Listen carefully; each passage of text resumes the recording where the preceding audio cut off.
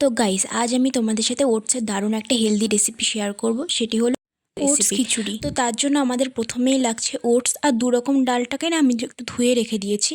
আর মশলার মধ্যে আমাদের রাখবে পেঁয়াজ কুচি, লঙ্কা কুচি, আদা কুচি আর একটু টমেটো কুচি। তো প্রথমেই আমি কড়াইতে তেল গরম করে জিরে আর শুকনো লঙ্কা ফোড়ন দিয়ে পেঁয়াজটাকে একটু ভেজে নিলাম। তারপরে তাতে একে একে টমেটো, কাঁচা লঙ্কা আর আদা কুচি দিয়ে একটু ভেজে জল দিয়ে দিলাম যাতে নিচে লেগে না যায়। তারপর তাতে একে একে গুঁড়ো মশলা, নুন, হলুদ আর শুকনো লঙ্কার গুঁড়ো দিয়েও একটু কষিয়ে নিলাম।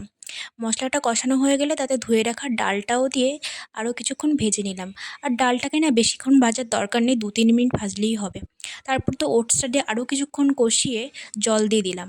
তোমরা যে যেরকম থিকনেস খিচুড়িতে পছন্দ করো সে সেরকম জল দিতে পারো।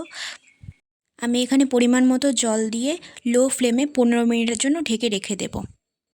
তো 15 মিনিট তো আমাদের হয়ে গেছে। আর দেখো গাইস, ঢাকাটা খুলতে এত সুন্দর একটা স্মেল আসলো, কি বলবো।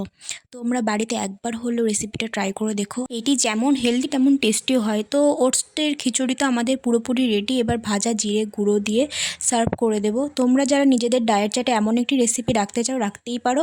আশা করি অনেক ভালো লাগবে। তো আজকের মতো বাই।